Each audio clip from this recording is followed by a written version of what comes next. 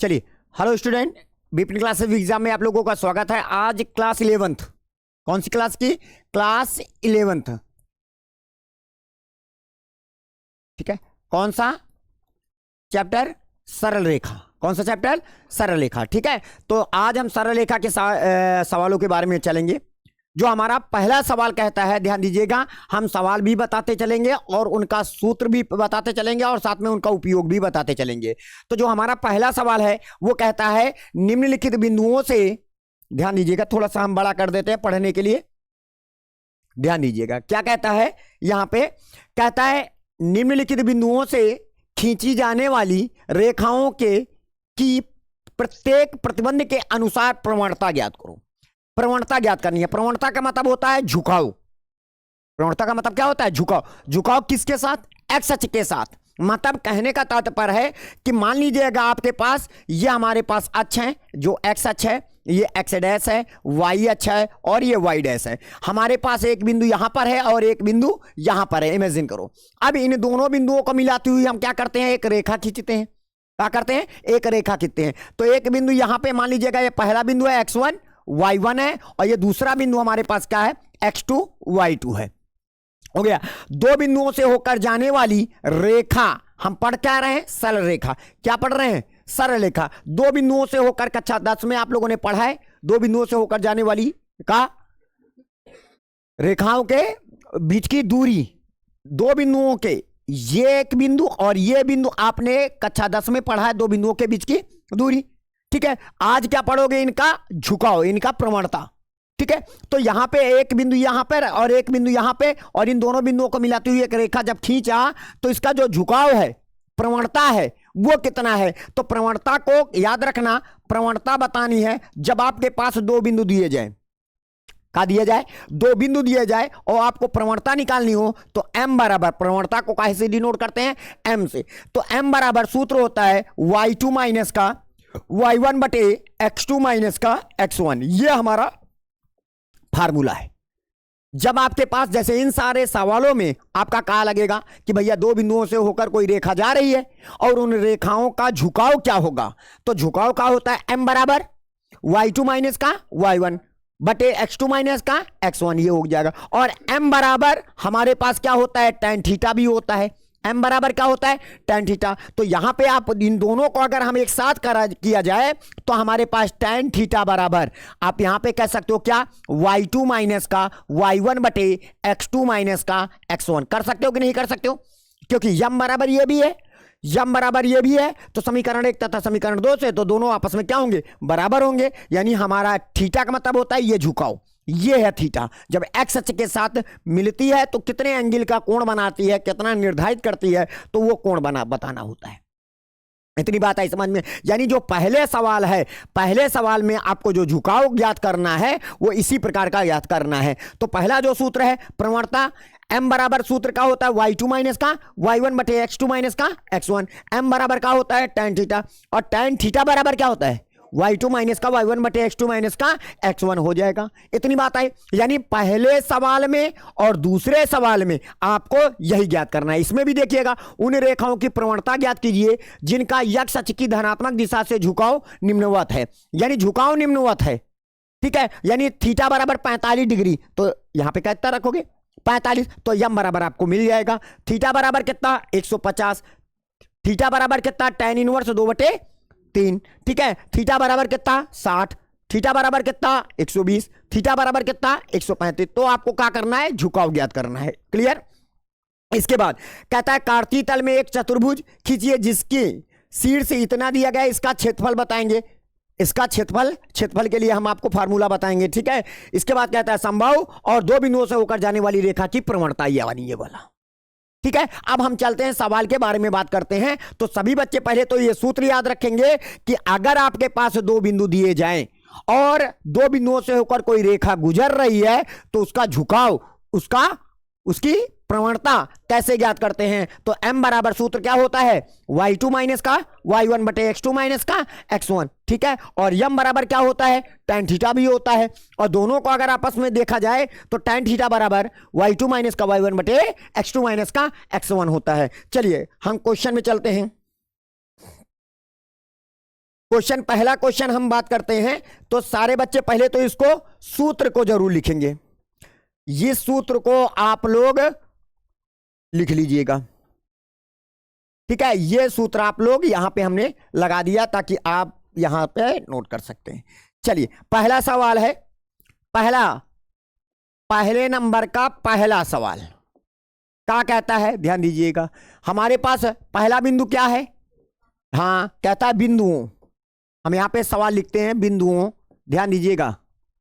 बिंदुओं कितना है हमारे पास, ए कामा बी तथा, और यहां पे हमारे पास कितना लिखा हुआ है, ए सेक स्क्वायर अल्फा, ठीक है, और कामा बी कॉसेक स्क्वायर अल्फा,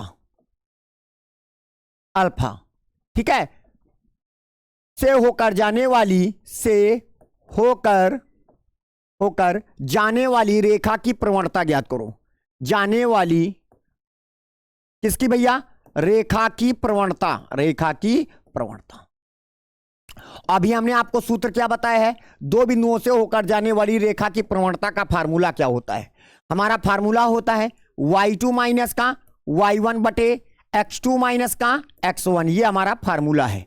तो हमारे पास दो बिंदु हैं, पहला बिंदु हमारे पास क्या है, अच्छा बताइएगा, ये x1 y1 x2 y2, पहला बिंदु x y तो x1 y1, दूसरा बिंदु x y x2 y2। अब बताओ यम बराबर हमारे पास क्या होगा, y2 का मान हमारे पास कितना है, हाँ तो यहां पे लिखेंगे b कॉसेक स्क्वायर का हो जाएगा अल्फा माइनस का y1 का मान कितना है b, ये लिख लिया, ठीक है, पूरे का बटे, और x2 माइनस का x2 का मान कितना है a sec square alpha minus का हो जाएगा a। अब बताओ ऊपर से क्या कॉमन है, b को हमने कॉमन कर लिया तो हमारे पास क्या बच गया, हमारे पास बच गया कॉसेक स्क्वायर अल्फा माइनस का 1 पूरे का बटे, नीचे से क्या कॉमन है a, तो हमारे पास क्या बच गया सेक स्क्वायर बोलो अल्फा माइनस का 1। अब एक बात बताइएगा, तो ये हमारे पास यहां पे ध्यान दीजिएगा b अपान का हो जाएगा a, cosec square theta minus का 1 बराबर क्या होता है, सूत्र क्या होता है कॉट स्क्वायर, तो यहां पे लिखेंगे कॉट स्क्वायर का अल्फा पूरे का बटे सेक स्क्वायर अल्फा माइनस का 1 बराबर tan स्क्वायर अल्फा, तो यहां पे हो जाएगा tan स्क्वायर अल्फा। अच्छा बताइएगा, फिर यहां पे आपके पास आ जाएंगे m बराबर b अपान क्या लिखा हुआ है a लिखा है, हमने लिख लिया। अच्छा बताइएगा 1 अपान tan बराबर क्या होता है कॉट, अरे कॉट स्क्वायर पहले से लिखा था, कॉट स्क्वायर अल्फा पहले से लिखा था, इंटू 1 अपान tan स्क्वायर बराबर क्या होता है कॉट स्क्वायर, हो जाएगा। अब बताइएगा इंटू लगा है cot square alpha into cot square alpha बराबर कितना, पावर 4 हो जाएगी, क्योंकि आधार बराबर होते हैं तो घाते जुड़ जाती हैं। तो यम बराबर हमारे पास कितना आ जाएगा b अपान क्या हो जाएगा कॉट की पावर 4 अल्फा, यही आपका क्या हो जाएगा पहला आंसर हो जाएगा। इतनी बात आई समझ में। अब आप बताइएगा, हम आपको सारे सवाल नहीं बताने वाले हैं, ठीक है, सारे सवाल नहीं बताने वाले हैं। अब बताइएगा माइनस का 4 कामा 10 तथा 7 कामा 5, ठीक है, 7 कामा 5 से होकर जाने वाली रेखा की प्रवणता। दूसरा नंबर हमारे पास क्या कहता है 3 कामा 4 तथा 4 कामा 8 से होकर जाने वाली रेखा की प्रवणता। अगला नंबर हमारे पास है, ठीक है, और 2 कामा 4, ठीक है, तथा माइनस का 3 कामा 5 से होकर जाने वाली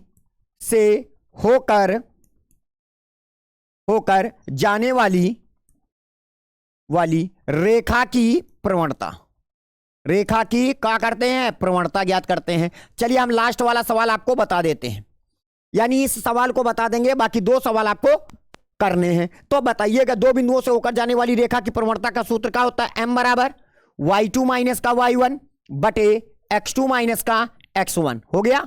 चलिए y2 का ये x1 है y1 है, x2 है y2 है, y2 का मान 5 माइनस y1 का मान 4 लिख दिया पूरे का बटे x2 का मान माइनस का 3 माइनस x1 का मान 2 हो जाएगा। तो 5 में 4 निकल गया 1, और माइनस का 3 माइनस का 2 माइनस का 5 हो जाएगा। क्लियर? तो यम बराबर हमारे पास कितना आ जाएगा, माइनस का 1/5। बाकी 2 सवाल आप लोग कर लोगे। ठीक है, 2 सवाल आप लोग करना है। चलिए अगले सवाल में चलते हैं। अगला सवाल हमसे क्या कहता है, कहता है उन, ध्यान दीजिएगा,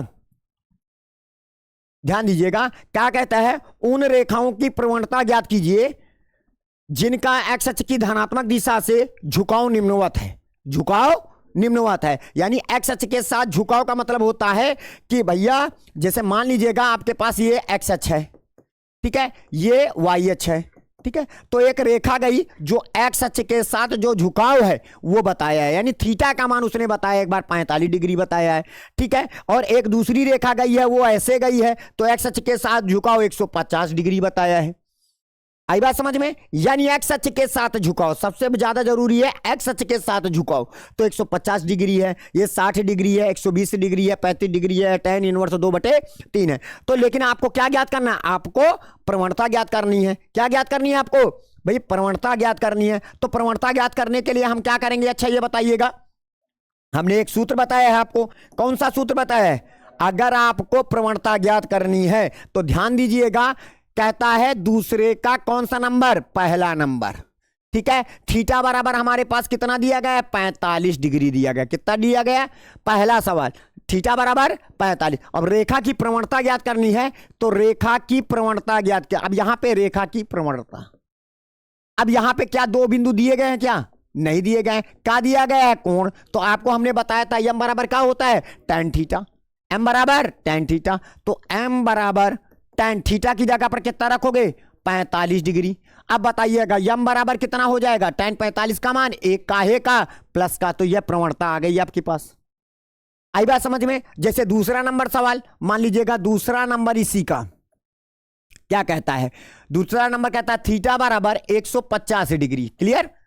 तो रेखा की प्रवणता ज्ञात करनी है, रेखा की प्रवणता, रेखा की प्रवणता ज्ञात करनी है आपको। ठीक है, तो रेखा की प्रवणता बताइएगा क्या होगा हमारे पास, तो यम बराबर क्या होगा, tan थीटा। थीटा, अब बताइएगा यम बराबर tan थीटा की जगह पर कितना रखोगे, 150 डिग्री। अब भाई लड़कों को तो पता नहीं कि tan 150 का मान कितना होता है।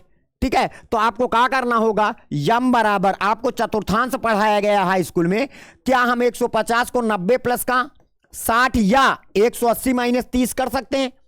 चाहे आप 90 प्लस 60 करिए, चाहे 180 माइनस 30 करिए, दोनों का तात्पर्य 150 ही होता है।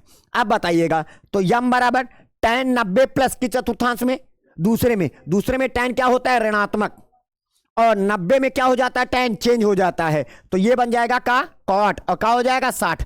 अब बताइएगा यम बराबर माइनस लिखिए, cot 60 का मान कितना होता है, अंडर रूट 1/√3, ये हो जाएगा, यही इसकी क्या हो जाएगी, प्रवणता हो जाएगी। आई बात समझ में? चलिए अगला क्वेश्चन लेते हैं, इसी का तीसरा नंबर कहता है थीटा बराबर tan इनवर्स, क्या लिखा है, 2/3।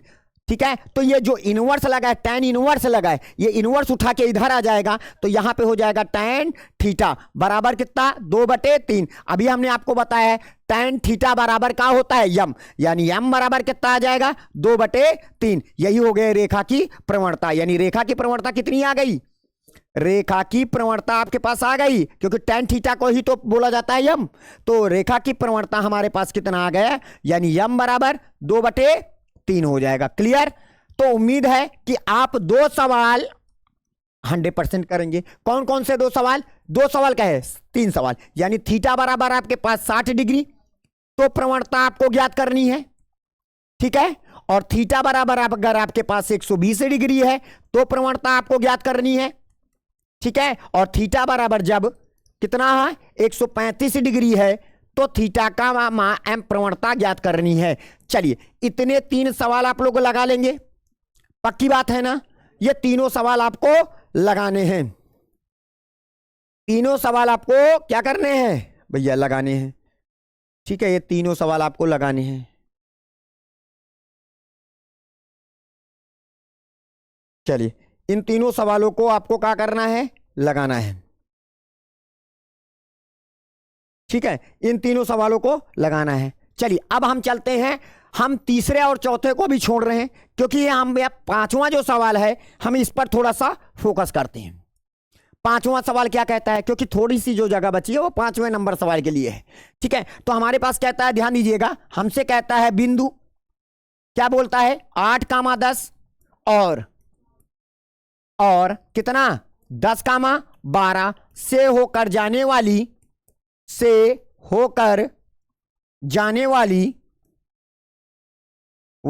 रेखा की प्रवणता, क्या बतानी है आपको, रेखा की प्रवणता बतानी है, रेखा की प्रवणता बतानी है। यानी m बराबर क्या होगा सूत्र, y2 माइनस का y1 बटे x2 माइनस का x1, क्योंकि दो बिंदु दिए गए हैं, जब दो बिंदु दिया जाए और रेखा की प्रवणता पूछी जाए तो सूत्र बनता है y2 माइनस का y1 बटे x2 माइनस का x1। अब बताइएगा, यहां पे आप आ जाइएगा, अब बताइए x1 y1 x2 y2, y2 का मान 12 माइनस y1 का मान 10 बटे x2 का मान 10 माइनस का x1 का मान 8, तो हमारे पास 12 में 10 निकल गए 2, तो m बराबर कितना आ जाएगा 2 और बटे 10 में 8 निकल गए 2, तो 2 एक नाम 2, तो m बराबर कितना आ गया 1। यही हो गई रेखा की प्रवणता। आई बात समझ में। चलिए अगले क्वेश्चन की ओर बढ़ते हैं। तो आज का कौन सा क्वेश्चन, तीसरा नंबर हमारे पास क्वेश्चन क्या कहता है, ध्यान दीजिएगा।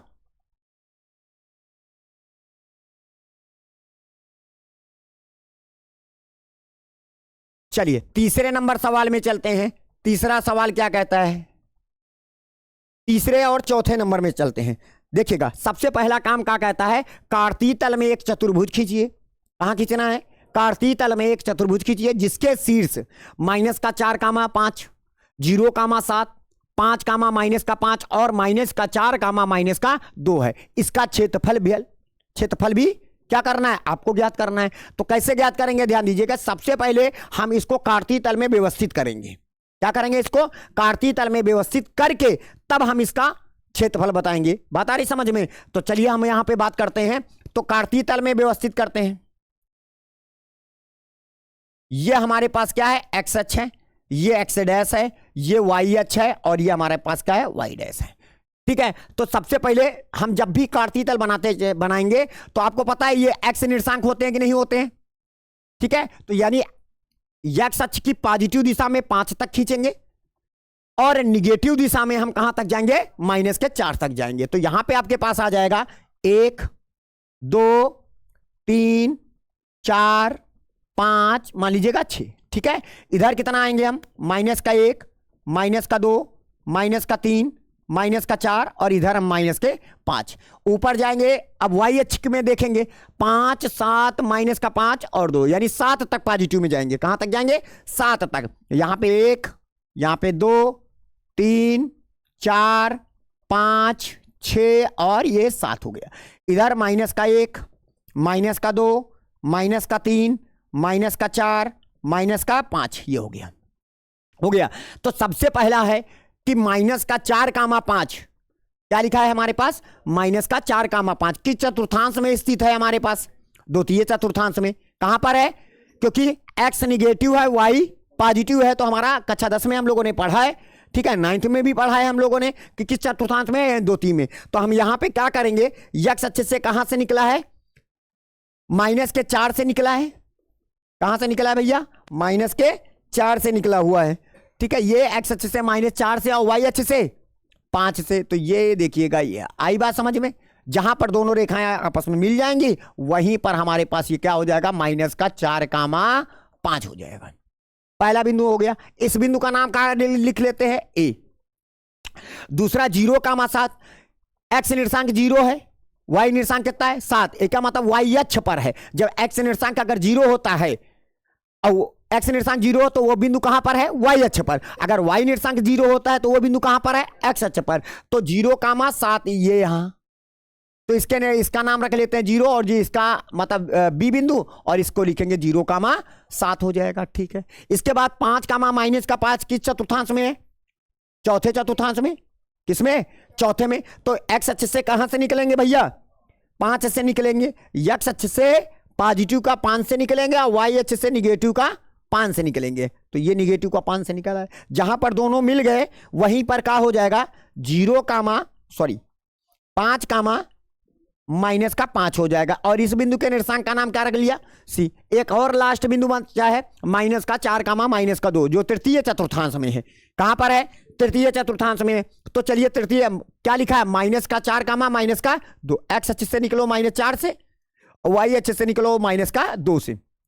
जहां पर दोनों मिल गए तो वहीं पर हमारे पास क्या हो जाएगा, माइनस का 4 कामा माइनस का 2 हो गया। और इस बिंदु के निर्देशांक कारक लिखते हैं डी। अब चलिए इन सभी चारों बिंदुओं को आपस में क्या करते हैं, हम मिलाते हैं, और मिलाने के बाद सभी चारों बिंदुओं को हम आपस में मिलाते हैं। ठीक है, ये मिलाते हैं, ध्यान दीजिएगा, ये चारों बिंदुओं को हमने आपस में क्या कर दिया, मिला दिया है। ठीक है,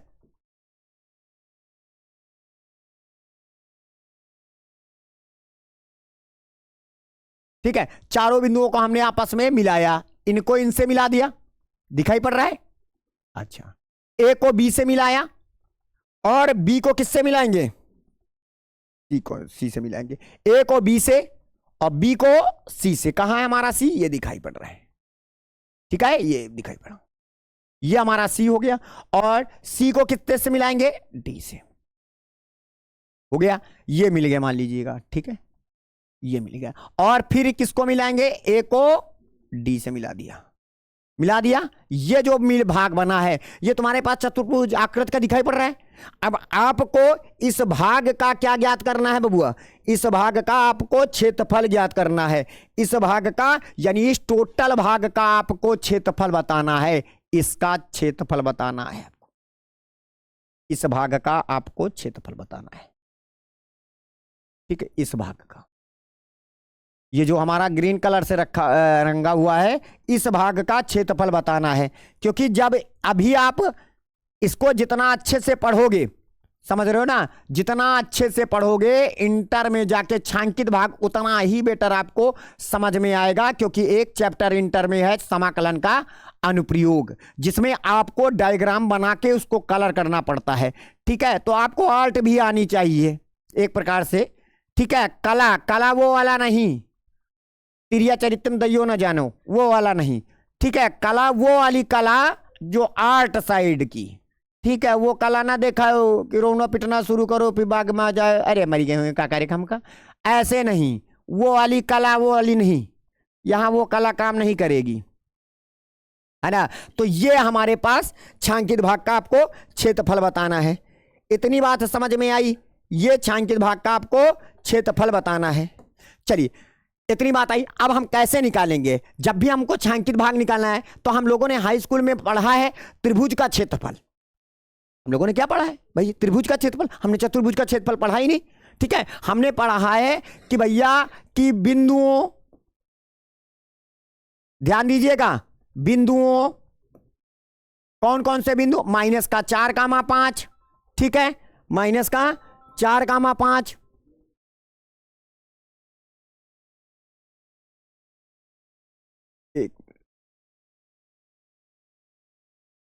हाँ, माइनस का 4 कामा 5, 0 कामा कितना लिखा है 7, और 5 कामा कितना लिखा है माइनस का 5, और इधर माइनस का 4 कामा माइनस का 2 से घिरे भाग का क्षेत्रफल, घिरे भाग का क्षेत्रफल, भाग का क्षेत्रफल। याद रखना, हम क्षेत्रफल तो निकालेंगे, लेकिन हमें ये 4 बिंदु है, और 4 बिंदु से घिरी हुई आकृति को क्या बोलते हैं, चतुर्भुज। और चतुर्भुज का क्षेत्रफल हमें पता नहीं है, तो हम क्या करेंगे, इसको त्रिभुजाकार आकृति में बांट देंगे। या तो आप एक काम करिएगा, चतुर्भुज में कितने विकर्ण होते हैं, बोलो कितने विकर्ण होते हैं, 2 विकर्ण होते हैं, 4 कौन बताता है, अरे 4 कहां, 2 होते हैं। तो एक काम करिएगा, या तो इसको इनसे मिला दीजिएगा, और या तो इनको इनसे मिला दो। तो हमारे पास जैसे ही हम एक विकर्ण खींचेंगे तो हमारा चतुर्भुज में 2 त्रिभुज बन जाएंगे। क्या बन जाएंगे, 2 त्रिभुज। अब यहां पे कहा जैसे हमारे पास ये ABCD है, तो आप चाहे इनको इनसे मिला दीजिएगा, चाहे इनसे मिला दीजिएगा। किससे मिलाएं आप बताइए, B और D को। चलिए B और D को हमने मिला दिया, ये हमारा पास मिल गया, ये दिखाई पड़ा, तो ये बन गया हमारे पास। अब जैसे हमने पीली आकार की एक रेखा खींची तो हमारे पास 2 त्रिभुज बन गए, ABD। ठीक है, फिर उसके बाद कौन सा त्रिभुज BDC, ये हम दोनों त्रिभुजों के क्षेत्रफल निकालेंगे और निकालने के बाद दोनों को आपस में जोड़ देंगे तो हमारे पास चतुर्भुज का क्षेत्रफल निकल आएगा। तो हम सबसे पहले किसका क्षेत्रफल निकालेंगे, एरिया ऑफ किसका, त्रिभुज ABD का क्षेत्रफल निकालेंगे। और त्रिभुज का क्षेत्रफल का सूत्र क्या होता है, 1/2 और यहां पे क्या हो जाएगा x1 y2 माइनस का y1 y3 प्लस का x2 y3 माइनस का y1 प्लस का x2 x3 y1 माइनस का y2, ये होता है त्रिभुज का क्षेत्रफल का सूत्र। ठीक है, अब यहां पे आप आ जाइएगा तो हम यहां पे लिखेंगे 1/2, x1 का मान हमारे पास कितना है। चलिए अब हमने कौन कौन सा बिंदु लिया, ABD लिया, तो हमारे पास ये x1 y1 x2 y2 और x3 y3, इससे मतलब अभी हमारा नहीं है, ये याद रखना। ठीक है, हमें 3 बिंदुओं की मतलब है। तो चलिए x1 का मान -4, y2 का मान हमारे पास कितना है 7, देखिएगा यहां लिख दे रहे हैं x1 y1 x2 y2 और x3 y3, हो गया। अभी हमने ऐसे लिख दिया।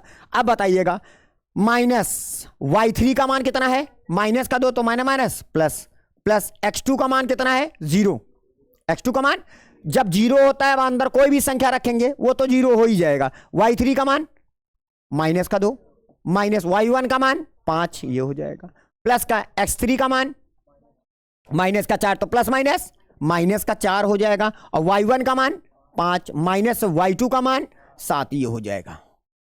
ठीक है, अब बताइएगा यहां पे 1/, कितना हो जाएगा 2, 7 और 2 9, 9 चौक 36, काहे का माइनस का, 0 को किसी भी संख्या से गुणा करेंगे 0, खत्म। अब बताइएगा 5 में 7 निकल गया, माइनस का 2, -2 को -4 से गुणा करेंगे तो प्लस का कितना हो जाएगा 8, तो हमारे पास आ जाएगा 1/2, 36 में 8 निकल गए, माइनस का 28, ये हो जाएगा माइनस का 28 हो जाएगा। और यहां पे इनको काटेंगे कितना आ जाएगा 14। ठीक है, तो काहे का 14, माइनस का। तो बताओ एरिया ऑफ त्रिभुज का नाम है ABD बराबर कितना आ गया, माइनस का 14। जो भी माइनस का अगर निकला है तो माइनस का लिखा रहने देना, क्योंकि अभी हमने पूरा नहीं निकाला है ना। जब हम पूरा निकालेंगे और निकालने के बाद तब वो ऋणात्मक है तो हम ये लिखेंगे क्षेत्रफल कभी भी ऋणात्मक नहीं होता है, अतः 14 वर्ग इकाई। लेकिन अभी हमने पूरा निकाला नहीं, अभी तो और बाकी हमारे पास है। तो अब किसका निकालेंगे, किस त्रिभुज का क्षेत्रफल निकालेंगे। अब एरिया ऑफ त्रिभुज का नाम है, त्रिभुज का नाम हमारे पास कहां चला गया, हाँ BCD से। ठीक है, BCD से अब हम इसके बाद आएंगे, अरे एक मिनट थोड़ा बचीकर, है ना। अब हम यहां पे आ जाएंगे किसके, त्रिभुज BCD से। तो त्रिभुज BCD का क्षेत्रफल। ठीक है, अब इन बिंदुओं को, ये जो बिंदु हमारे पास हैं इनको हम क्या कर देंगे, साफ कर देंगे। इधर ध्यान दीजिएगा,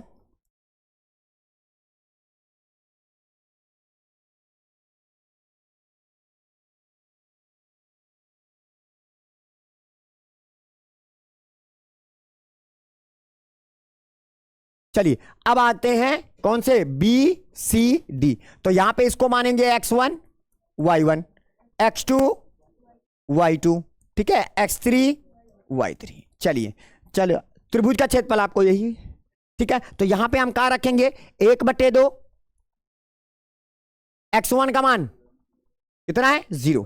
अब अगर बाहर अगर 0 आ गया तो 0 को किसी भी संख्या से गुणा करोगे 0, खत्म। फिर प्लस, चलिए अब आ जाइएगा x2 का मान 5, तो यहां पे 5 रख दिया।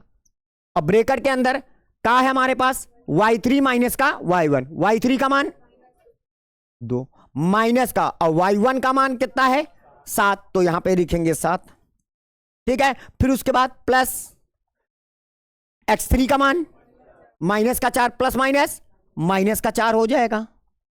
और फिर उसके बाद क्या लिखेंगे, y1 माइनस का y2, y1 का मान 7 माइनस y2 का मान माइनस का 5, तो माइनस प्लस, ये हो जाएगा। आई बात समझ में। तो यहां पे हमारे पास आ जाएगा एरिया ऑफ त्रिभुज, क्या हो जाएगा, BCD का क्षेत्रफल। तो हमारे पास हो जाएगा माइनस का 7 माइनस का 2 माइनस का 9, 9 × 5 = 45, का है का माइनस का 45, ठीक है। 7 5 12, बड़चौक 48 का है का माइनस का, तो माइनस का 48 हो जाएगा। इतनी बात आई समझ में। अब बताइएगा, दोनों को जोड़िएगा, 8 5 13, 13 के 3 हासिल आया 1, 4 4 8 1 9, काहे का माइनस का बटे 2। आई बात समझ में, ये ऋणात्मक आया। अब हम निकालेंगे पूरे चतुर्भुज किसका, अब एरिया पूरे चतुर्भुज का क्षेत्रफल, यानी चतुर्भुज ए बी सी डी का क्षेत्रफल। अब पूरे निकालेंगे, का लिखेंगे, जिसमें से एरिया त्रिभुज ए बी डी का क्षेत्रफल, ए बी डी का क्षेत्रफल प्लस एरिया किसका, त्रिभुज ए और का नाम सॉरी बी सी डी का क्षेत्रफल, ये निकालेंगे। अच्छा, इसका क्षेत्रफल कितना निकला था, माइनस का 14, ठीक है। कितना निकला था, माइनस का 14, ठीक है। इसको ब्रैकेट के अंदर प्लस इसका एक क्षेत्रफल माइनस का 93/2, ये हो जाएगा। अब यहां पे इनको गुणा करेंगे, 14 दूनी 28, माइनस का 28 और माइनस का 93 बटे कितना हो जाएगा 2, तो यहां पे टोटल आ जाएगा 8 3 11, 11 की 1 हासिल है 1 और 9 2 11 1 12 और काहे का ऋणात्मक बटे 2 वर्ग इकाई। अब यहां पे ध्यान दीजिएगा, जब ये आ जाया करे तो अब लिखेंगे, अब तो कहीं है नहीं, अब आया माइनस का 121/2 वर्ग इकाई और क्षेत्रफल कभी भी ऋणात्मक नहीं होता है। तो अब यहां पे लिखेंगे एरिया ऑफ चतुर्भुज ए बी सी डी का क्षेत्रफल कितना आया, 121/2 वर्ग इकाई, यही हो जाएगा आपका आंसर हो जाएगा। आई बात समझ में, यही हो जाएगा आपका आंसर। किसी को कोई दिक्कत? चलिए अब आते हैं किस सवाल में, लास्ट सवाल में, चौथे नंबर सवाल में आते हैं। चौथा नंबर सवाल क्या कहता है, 2a भुजा के समबाहु त्रिभुज का आधार कहां पर हो, y अक्ष के अनुदिश इस प्रकार स्थित हो कि आधार का मध्य बिंदु मूल बिंदु हो और त्रिभुज के शीर्ष ज्ञात करो। क्या ज्ञात करो, त्रिभुज के शीर्ष ज्ञात करो। मतलब क्वेश्चन हमारे पास कहता है 2a भुजा वाले समबाहु त्रिभुज, कौन सा त्रिभुज, समबाहु त्रिभुज, ध्यान दीजिएगा, समबाहु त्रिभुज के शीर्ष के निर्देशांक ज्ञात करो, के शीर्ष के निर्देशांक ज्ञात करो, निर्देशांक ज्ञात करो जो y अक्ष जिसका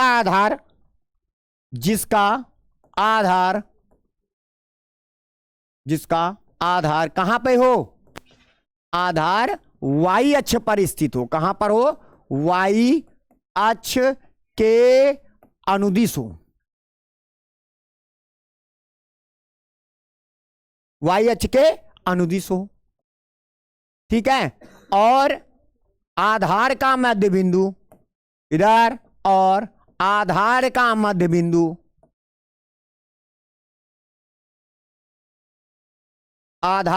बिंदु क्या हो, मूल बिंदु हो। यह आपका क्वेश्चन है, ठीक है, मूल बिंदु हो। चलो अब इस सवाल को सॉल्व करते हैं, इधर ध्यान दीजिएगा इसको, ठीक है। यह आपका क्वेश्चन आपको लगाना है। अब ये इसमें क्या कहता है, कहता है 2a भुजा वाले समबाहु, कौन सा त्रिभुज है, समबाहु। समबाहु त्रिभुज किसे कहते हैं, जिसकी तीनों भुजाएं बराबर होती हैं, ऐसा त्रिभुज जिसकी तीनों भुजाएं, और भुजा कितनी होनी चाहिए, 2a, यानी समबाहु त्रिभुज की तीनों भुजाएं बराबर होती हैं और तीनों भुजाओं की लंबाई कितनी है, 2a है, ठीक है। कहता है शीर्ष के निर्देशांक ज्ञात करो, और त्रिभुज में कितने शीर्ष होते हैं, 3, तीनों शीर्षों के निर्देशांक ज्ञात करो। कहता है जिसका आधार y अक्ष के अनुदिश हो और आधार का मध्य बिंदु मूल बिंदु हो। ध्यान दीजिएगा, तो सबसे पहला काम क्या करेंगे, हम चतुर्थांश बनाएंगे, अक्ष बनाएंगे। ये हमारे पास क्या है, अक्ष बन गया, ये x अक्ष है, ये x डैश है, ये y अक्ष है और ये हमारा y डैश हो गया। अब हमसे क्या कहता है कि हमारे पास देखिएगा, कहता है समबाहु त्रिभुज की रचना करनी है। किसकी रचना करनी है, जिसका आधार कहां पर होना चाहिए, y अक्ष पर होना चाहिए। तो हम मान लेते हैं कि यहां पर, यहां से लेकर के यहां तक दिखाई पड़ा, ये हो गया आधार समबाहु त्रिभुज का। क्या हो गया, आधार मतलब y अक्ष के अनुदिश हो, यानी y अक्ष पर हो गया। और अब देखिएगा त्रिभुज बनाएंगे तो त्रिभुज तो या तो इधर का आएगा, आधार का मतलब है जिस पर हमारा आधार ये होता है, ये जैसे हमारे पास ये क्या है, ये आधार हो गया, इस पर हमारा त्रिभुज क्या है, खड़ा हुआ है, ये उसका शीर्ष हो गया। आई बात समझ में। अब यहां पे आधार का तात्पर्य हुआ कि ये, चलिए अब इसका आधार ये आ गया, इसका शीर्ष इधर भी हो सकता है, हो गया, दिखाई पड़ा। और आपके पास इधर भी हो सकता है, नहीं हो सकता है क्या, इधर भी हो सकता है, दोनों साइडों में हो सकता है, ठीक है। तो यहां पे आपके पास मान लीजिएगा हम समबाहु त्रिभुज का आधार ये बी है और ये सी, और ये का मान लो ए है, तो इसको क्या बना देते हैं, ए डैश। अरे हमने मान लियो उधर का खींच दिया, ये आधार हो गया कि नहीं हो गया। और इसकी पूरी टोटल लंबाई कितनी है, 2a, यहां से लेकर के यहां तक कितना है, 2a हो गया। यहां से यहां से कितना है, 2a, क्योंकि समबाहु त्रिभुज की भुजा क्या होती है, बराबर होती है। और पूरा टोटल कितना हुआ, 2a, बोलिएगा कितना हुआ, 2a हो गया। टोटल क्या हुआ, 2। अब बताइएगा जब आधार हमने खींच दिया y अक्ष पर, कहां पर खींचा, y अक्ष पर खींचा है, तो अब बताइएगा, तो इधर भी जा सकता है शीर्ष और इधर भी जा सकता है, दोनों साइडों में शीर्ष जा सकता है। तो हमने क्या कर दिया, इधर भी शीर्ष खींच दिया, और हो सकता है इधर भी हो। क्या हमको क्लियर है, क्या उधर ही होगा, नहीं, हम इधर भी हो सकता है। तो यहां पे सबसे पहला काम, और आधार का मध्य बिंदु क्या है, मूल बिंदु। अब जैसे ये पूरा टोटल 2a हुआ, पूरी टोटल 2a हुआ, और आधार का मध्य बिंदु ये बीचों बीच वाला भाग ये क्या है, मूल बिंदु बताया है, तो इसका मतलब ऊपर वाला क्या हो जाएगा, a होगा कि नहीं, ये वाला a हो जाएगा, और ये वाला भी क्या होगा, a होगा। लेकिन ये y अक्ष की कैसी दिशा है, ऋणात्मक दिशा है। अब बताइएगा b और c, तो आपको ग्राफ से ही मिल गए कि इसके निर्देशांक क्या होंगे। बताइए बिंदु b कहां पर है, y अक्ष पर है, तो x निर्देशांक क्या होगा, 0 होगा, कहां होगा कि नहीं होगा। और मूल बिंदु से यहां तक की दूरी कितनी है, a, तो इसके निर्देशांक क्या हो जाएंगे, 0, a बन जाएगा। और c बिंदु भी y अक्ष पर है, ठीक है, तो x निर्देशांक क्या हो जाएगा, 0 हो जाएगा, 0, माइनस का a हो जाएगा। तो दो बिंदु, दो शीर्ष तो हमको मिल गए, बचा क्या, एक शीर्ष बचा, क्या हमारे पास एक शीर्ष बच गया। तो अब हम क्या करेंगे, सबसे पहले हम यह क्या करते हैं, मान लेते हैं कि माना समबाहु त्रिभुज का है, समबाहु त्रिभुज जो y अक्ष के, जो जिसका, सॉरी आप यहां पे ऐसे लिखिएगा, जिसका आधार कहां पर है, आधार y अक्ष के अनुदिश है, y अक्ष के का है हमारे पास, अनुदिश है, ध्यान दीजिएगा, अनुदिश है, हो गया, y अक्ष के अनुदिश है। और जिसकी भुजा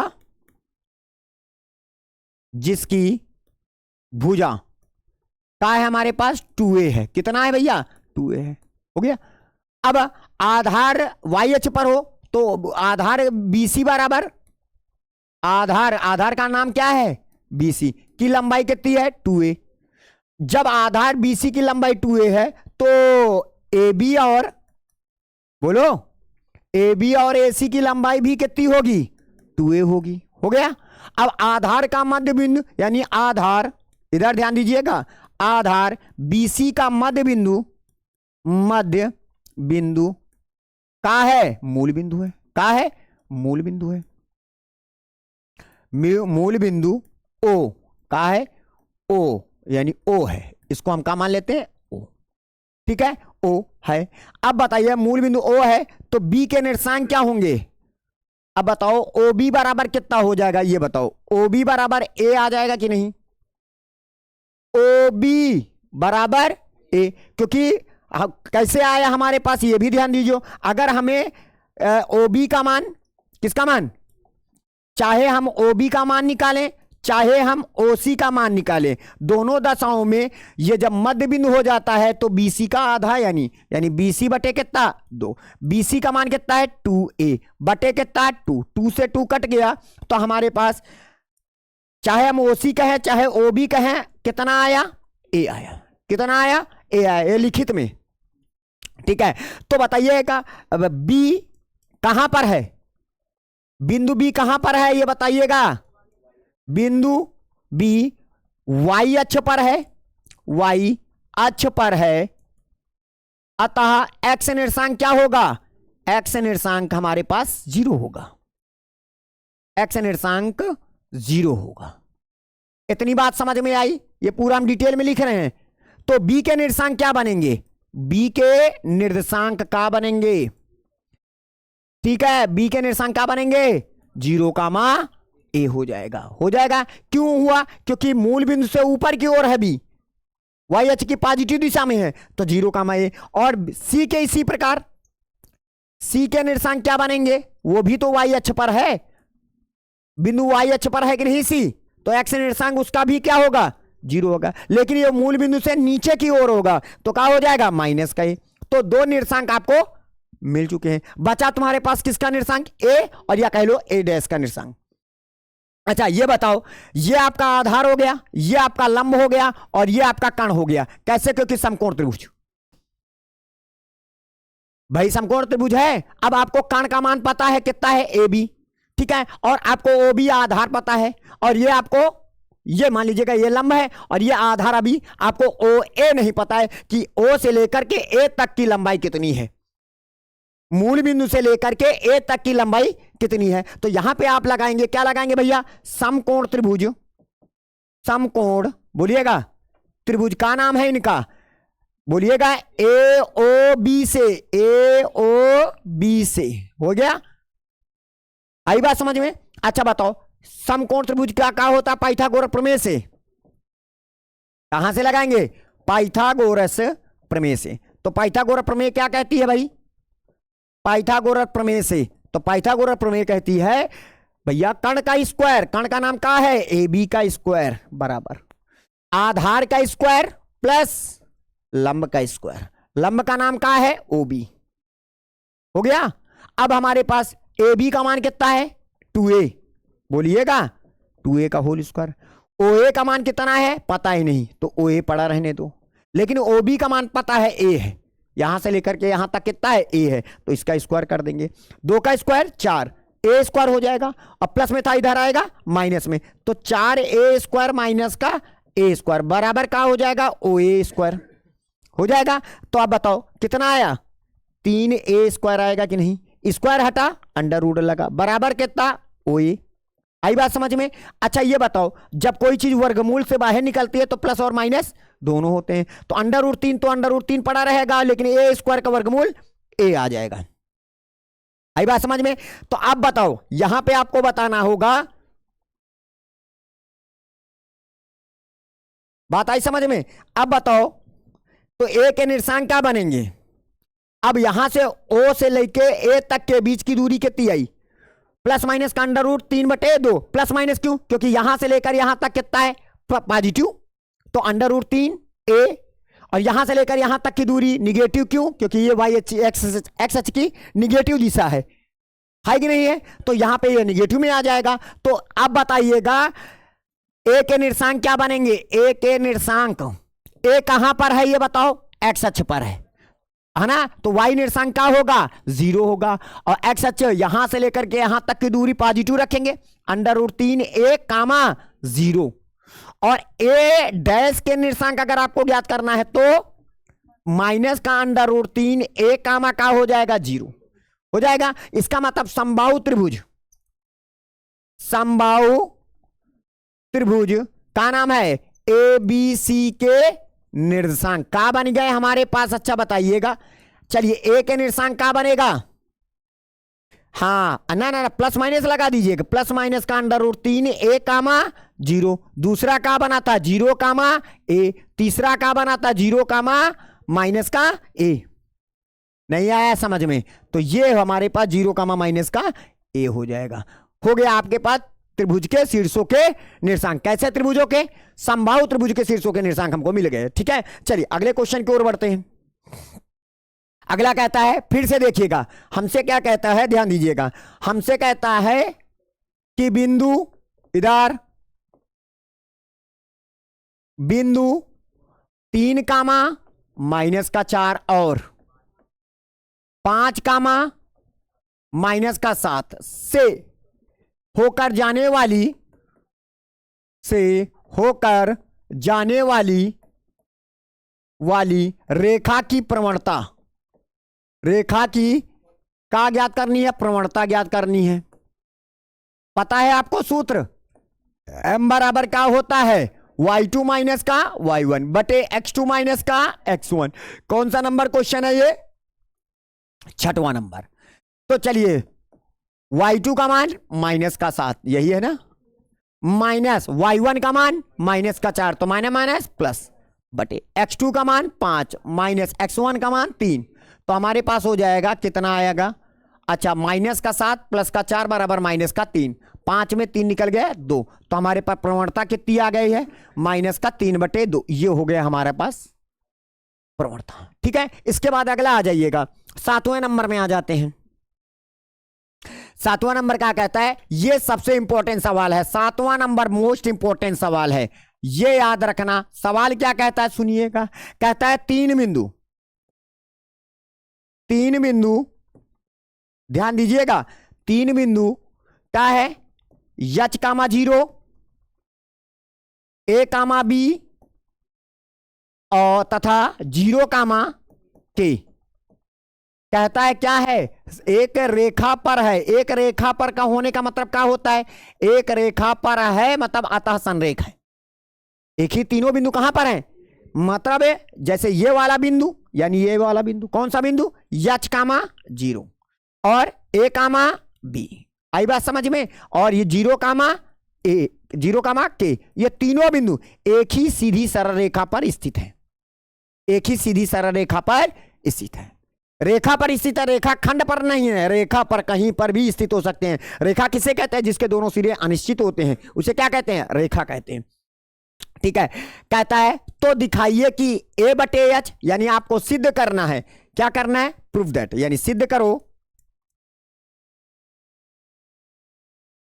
सिद्ध करो कि क्या सिद्ध करना है? अच्छा, A/कितना? H, ठीक है, प्लस का B/कितना? K बराबर कितना? 1। ये हो जाएगी, हो जाएगा। तो ठीक है, तो इसके दो तरीके हैं। या तो आप क्या करिएगा, ये वाला बिंदु और ये वाला बिंदु से होकर जाने वाली रेखा की प्रवणता निकालेंगे, फिर इस वाले बिंदु से होकर जाने वाली रेखा की प्रवणता निकालेंगे। दोनों की प्रवणता बराबर होगी। क्यों? क्योंकि दोनों एक ही स्लोप तो स्लोप का मतलब ढलान एक है, तो ढलान होगा इनका। नहीं आया समझ में? और क्योंकि दोनों को जो मान लीजिएगा ये A है और ये B है और ये C है, इधर ध्यान दीजिएगा, ये A B C, देखो A से लेकर के B तक और B से लेकर C, B क्या है? दोनों को जोड़े रखा हुआ है। अब बताइएगा, जितनी AB की प्रवणता होगी उतनी ही BC की प्रवणता होगी, क्योंकि दोनों एक ही रेखा पर है, स्लोप तो एक ही होगा ना। तो सबसे पहले हम क्या करेंगे? हम प्रवणता के रूप में अगर निकालते हैं, इसको सिद्ध करते हैं, तो प्रवणता बताइएगा, AB की प्रवणता क्या होगी? AB की प्रवणता बोलिएगा। अरे प्रवणता का सूत्र M1 बराबर मान लीजिएगा AB, दो बिंदु। अब बताइएगा सूत्र क्या होता है? y2 माइनस का y1 बटे x2 माइनस का x1। y2 का मान माइनस का, y1 का मान बोलो 0 बटे x2 का मान a माइनस x1 का मान h। हो गया। तो M1 बराबर हमारे पास कितना आया? b बटे a माइनस का क्या हो जाएगा? h। अब हम किसकी प्रवणता निकालेंगे? BC की प्रवणता निकालेंगे। BC की प्रवणता, BC की प्रवणता यानी M2 बराबर क्या होगा? सूत्र वही। अब B और C से मतलब रखेंगे। बताइए, x2 का मान सॉरी y2 का मान K माइनस का y1 का मान B बटे x2 का मान 0 माइनस का x1 का मान A बराबर कितना मिला हमको? K माइनस का B बटे क्या हो जाएगा? माइनस का E। पहले बताओ, इतनी बात आई समझ में? अब बताओ, AB और BC एक ही रेखा को तो निरूपित कर रहे हैं। AB और BC एक ही रेखा को तो निरूपित कर रहे हैं, एक ही सीधी रेखा में गई ना। और B क्या है? दोनों को जोड़े हैं, दोनों को जोड़े हैं। अतः आप ये कह सकते हो AB और BC एक दूसरे के समांतर हैं। और जब दो रेखाएं आपस में एक दूसरे के समांतर होती हैं, तो याद रखना इंटर में सदिश बीजगणित चैप्टर पड़ता है हमारा।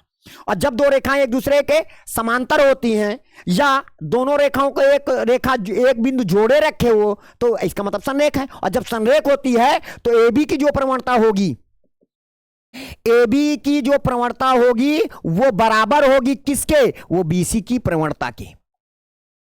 वो कब बराबर होगी, एक बात नोटिस रखना, जब बी दोनों ए बी, कभी ऐसा मत करना कि ये रेखा गई और ये रेखा गई, ये इसका नाम है ए बी, इसका नाम है सी डी, तब ये नहीं कह सकते कि दोनों की प्रवणता बराबर होगी। हम ये नहीं कह सकते क्योंकि दोनों को जोड़ने वाला एक बिंदु होना चाहिए। जैसे बी से स्टार्ट कर दे, सी तक जाए और सीधी रेखा में जाए, क्या जाए, सीधी रेखा में जाए, तो इसका मतलब ए बी और बी सी दोनों एक दूसरे के क्या हैं, समांतर हैं। और ये कह लो ए बी सी बिंदु एक ही रेखा पर स्थित है, अतः जब एक ही रेखा पर स्थित होते हैं तो जो ए बी की प्रवणता होती है वही बी सी की प्रवणता होती है। यानी ये कह सकते हो M1 बराबर M2, दोनों की प्रवणताएं आपस में क्या होती है, बराबर होती है। ये बात आप दिमाग में बैठा लेना। चलिए, ए बी की प्रवणता क्या नाम है, बी बटे ए माइनस का क्या हो जाएगा, एच हो गया। ठीक है, इधर आ जाइएगा, माइनस के अंदर गुणा कर देंगे, ये माइनस का ये कहेगा प्लस का, तो हम ऐसे लिख सकते हैं बी माइनस का के बटे ए, कहीं गलती से माइनस छूट ना जाए। अब क्या करिएगा, क्रॉस मल्टीप्लिकेशन, ए बी हो जाएगा, बोलो।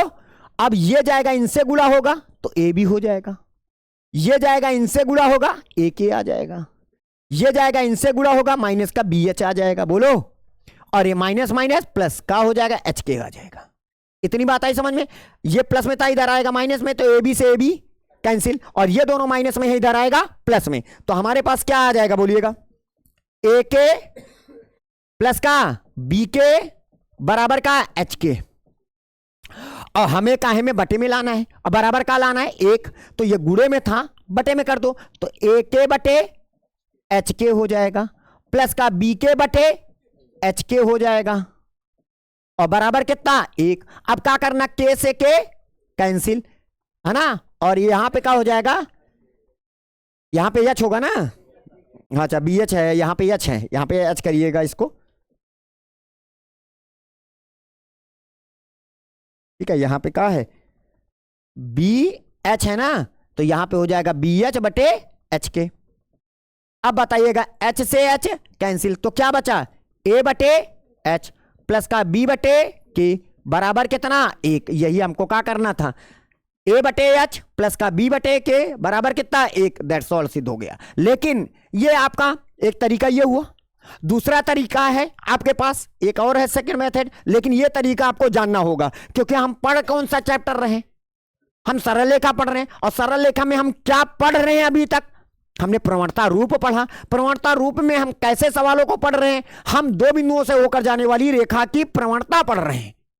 हम प्रवणता के तहत अगर इसको सिद्ध करेंगे तो इस प्रकार हम सिद्ध करेंगे कि भैया ए बी की प्रवणता और फिर बी सी की प्रवणता। हम जानते हैं ए बी और बी सी कहाँ है, एक ही रेखा पर, ये तीनों बिंदु ए बी सी तीनों बिंदु एक ही रेखा पर स्थित है, अतः M1 बराबर M2, याद रखना, M1 बराबर M2 रख के कैलकुलेशन करना, सिद्ध हो गया।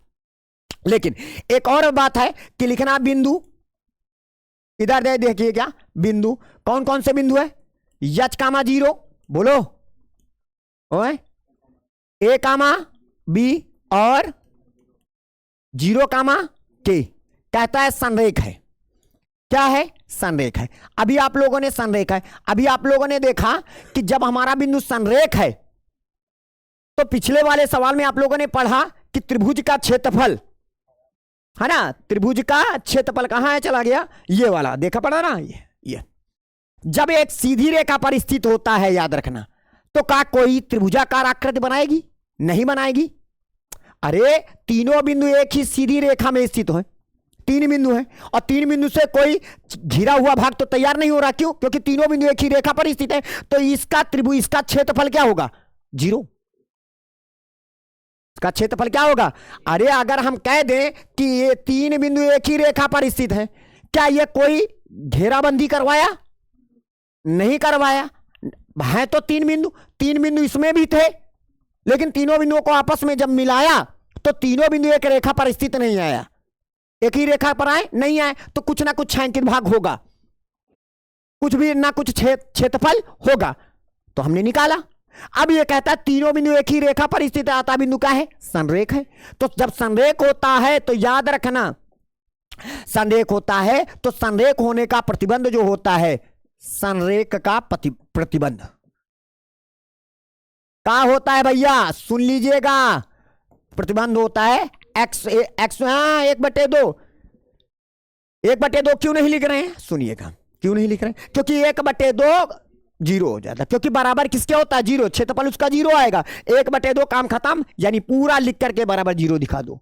आई बात समझ में, पूरा लिख करके क्या दिखा देंगे हम, जीरो दिखा देंगे। इतनी बात याद रखना,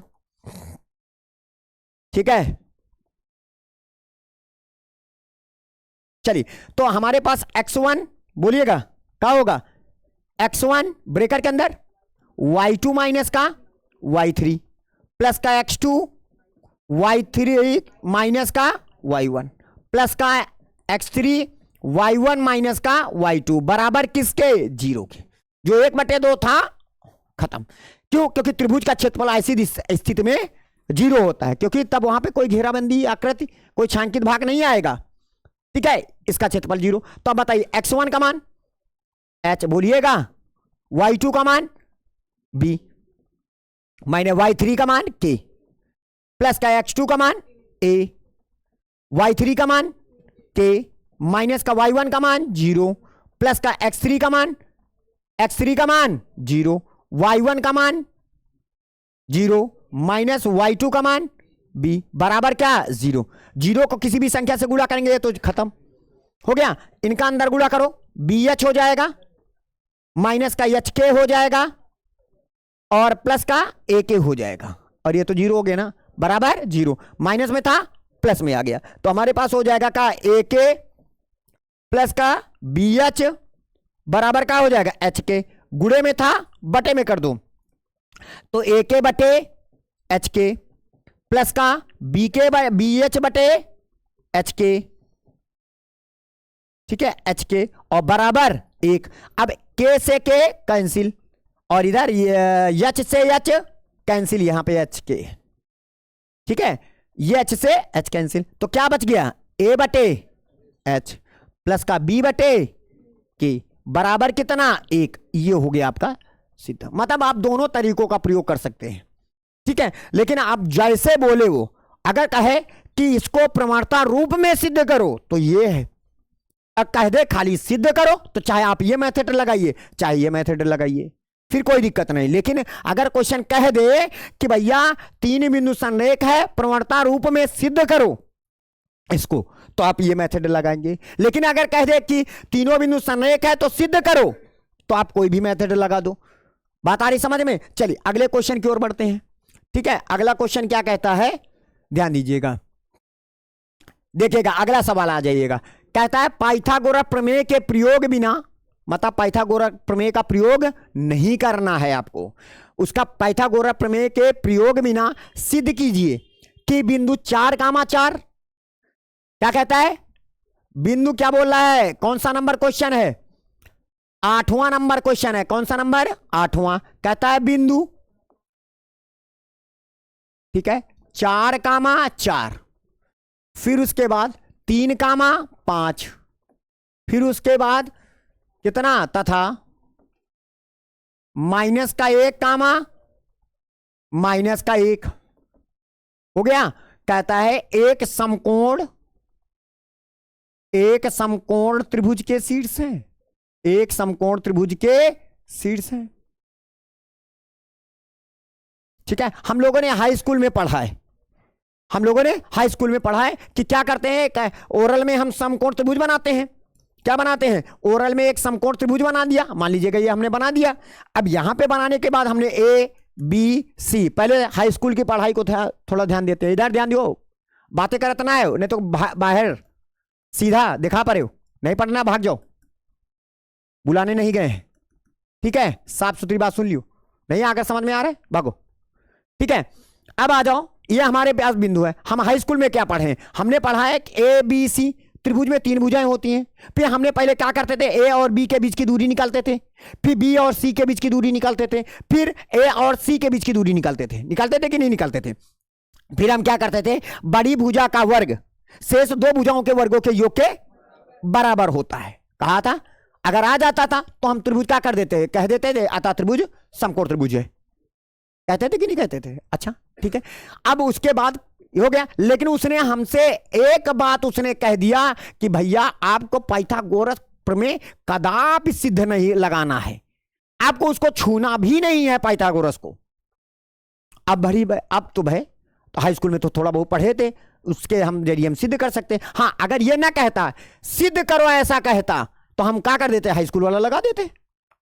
लेकिन उसने कह दिया है कि पाइथागोरस प्रमेय का प्रयोग नहीं करना है आपको, लेकिन तो भी आपको सिद्ध करना है कि 4,4 3,5 तथा -1,-1 समकोण त्रिभुज के शीर्ष है। तो क्या करना, कुछ करने की जरूरत नहीं है।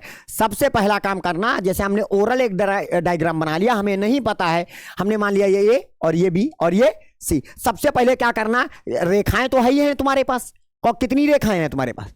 3। एक रेखा है ए बी, दूसरी रेखा है बी सी, तो तीसरी रेखा है ए सी। हर रेखा की अपनी अपनी एक ढलान, एक स्लोप होता है। तो हम क्या करेंगे, सबसे पहले हम ए बी रेखा की प्रवणता निकालेंगे। इसकी प्रवणता, ए बी रेखा की प्रवणता, ए बी रेखा की प्रवणता, ए बी रेखा की प्रवणता निकालेंगे। प्रवणता यानी एम। प्रवणता कैसे निकालोगे? ए और बी क्या है? दो बिंदु हैं। क्या है? दो बिंदु, और दो बिंदुओं से होकर जाने वाली रेखा की प्रवणता का सूत्र y2 माइनस का y1 बटे x2 माइनस का x1 होता है कि नहीं होता है? अच्छा, अब हम पहली रेखा की प्रवणता यानी ए बी रेखा की प्रवणता यानी m1 हमने मान लिया, उसको प्रवणता है ना। कितनी प्रवणताएं निकलेंगी? 3। तो पहली प्रवणता हम निकाल लें, तो बताइएगा A B x1 y1 x2 y2, y2 का मान 5 माइनस का y1 का मान 4 बटे x2 का मान 3 माइनस का x1 का मान 4, तो बराबर कितना आया? 5 में 4 निकल गया 1, और बटे 3 में 4 निकल गया -1। तो m1 का मान कितना आया बच्चा? -1 आया। पहली प्रवणता आ गई। ठीक है, पहली प्रवणता हमारे पास मान लीजिएगा, हमारे पास हमने ब्रैकेट में बंद कर लिया ये। अब किसकी प्रवणता निकालेंगे? अब बीसी रेखा की प्रवणता निकालेंगे। बीसी रेखा की प्रवणता, तो इसका m2 लिख लेंगे, सूत्र तो यही होगा। अब बी और सी से मतलब रखेंगे, इससे मतलब रखेंगे 20, x1 y1 x2 y2, y2 का मान -1, x1 का मान y1 का मान 5 बटे x2 का मान -x, x1 का मान 3, तो बराबर कितना हो जाएगा? -6 बटे -4। तो माने कैंसिल, 2 से काटो 2 ताही 6 और 2 दूनी 4, तो m2 की प्रवणता कितनी आ गए? 3/2 हो गए। अब बची कौन सी? तीसरी रेखा बची है। तीसरी रेखा कौन सी है भाई? हाँ, कौन सी है? एसी, यानी एसी रेखा की प्रवणता,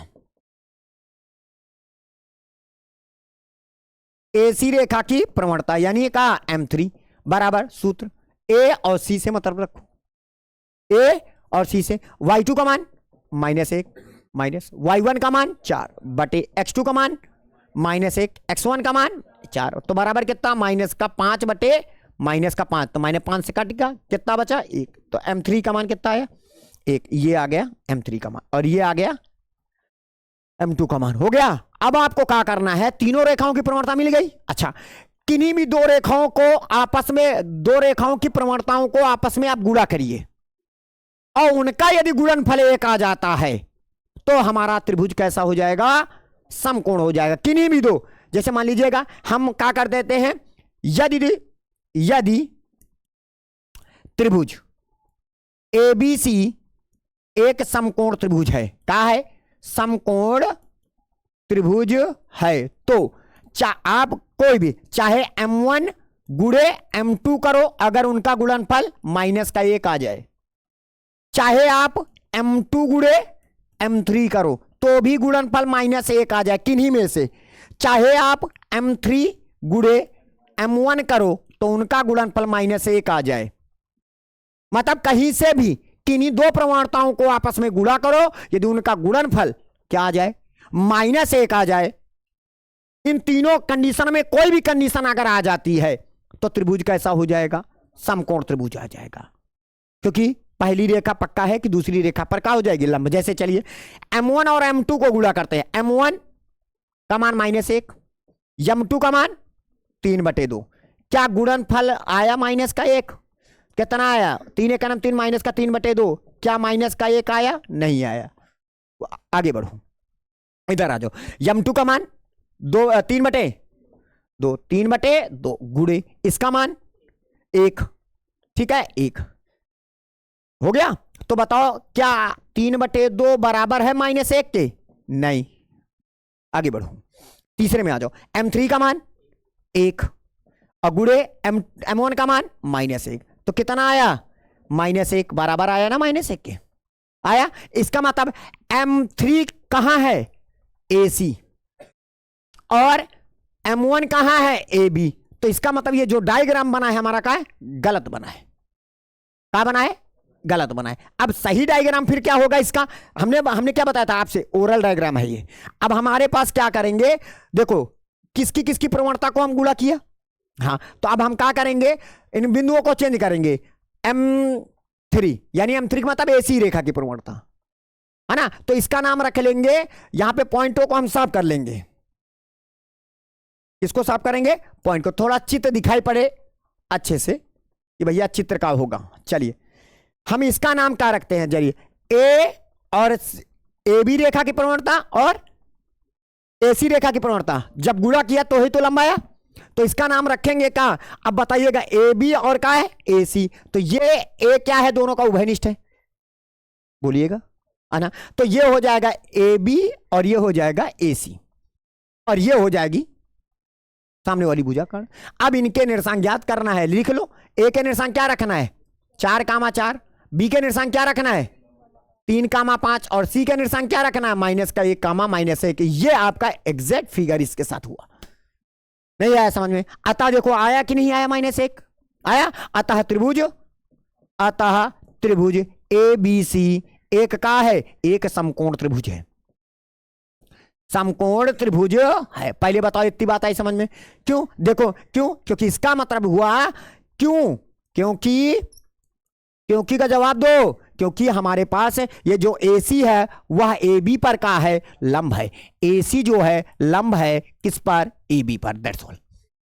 आई बात? क्योंकि AC और की प्रवणता और AB की प्रवणता को, यानी AB की प्रवणता और AC की प्रवणता को आपस में जब हमने गुणा किया तो गुणनफल कितना आया? -1 आया। इसका मतलब है कि AC रेखा AB रेखा पर क्या है? लंब है, परपेंडिकुलर है। आई बात समझ में? चलिए अगले क्वेश्चन की ओर बढ़ते हैं। अगला क्वेश्चन कहता है प्रवणता का प्रयोग करके, फिर से सुनिएगा, प्रवणता का प्रयोग करके सिद्ध कीजिए क्या ये बिंदु, ये बिंदु, ये बिंदु, ये बिंदु एक समांतर चतुर्भुज के शीर्ष हैं। हम लोगों ने हाई स्कूल में भी पढ़ा है, लेकिन प्रवणता का प्रयोग करके बता रहा है। इसका प्रयोग करना है, प्रवणता का प्रयोग करना है। मान लीजिएगा कहता है सिद्ध करो। क्वेश्चन नंबर कौन सा है? क्वेश्चन नंबर हमारे पास कौन सा है? 9वां। ध्यान दीजिए, कौन सा नंबर है? 9वां नंबर। ठीक है, तो आपके पास यहां पे कहता है सिद्ध करो कि क्या सिद्ध करना है? अच्छा ये बताइएगा, आए कितना है? सिद्ध करो कि बिंदु कितना है? -2, -1 और 4, 0, 3, 3 तथा -3, 2 क्या कहता है? एक समांतर चतुर्भुज के शीर्ष है। एक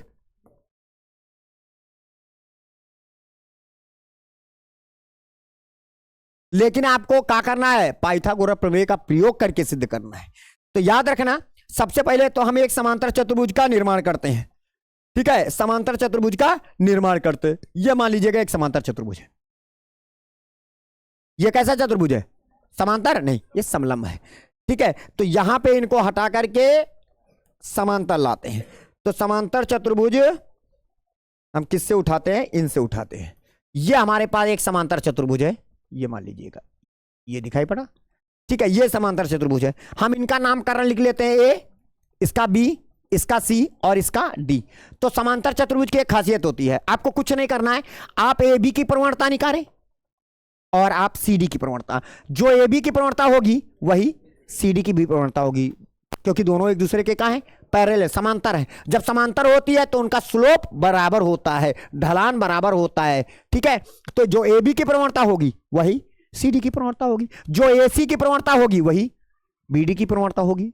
अगर बराबर आते हैं, यानी ए बी की प्रवणता बराबर आती है किसके, सी डी की प्रवणता के, और ए सी की प्रवणता आती है बी डी के, तो इसका मतलब हमारा क्या है, और साथ में ये जो विकर्ण है दिखाई पड़ा, ये विकर्ण और ये विकर्ण, और इन दोनों विकर्णों को अगर हम आपस में गुणा करते हैं, इनका गुणनफल क्या आ जाए, बराबर ना आए, मतलब माइनस का एक ना आए, माइनस का एक ना आए, ठीक है, तो हमारे पास कैसा हो जाएगा, समांतर चतुर्भुज। क्योंकि देखो उनके विकर्ण, आयत के विकर्ण एक दूसरे को कहां पर काटते हैं, तो आप खाली समांतर चतुर्भुज के बारे में जाते हैं, क्योंकि सभी आयत एक समांतर चतुर्भुज भी होते हैं।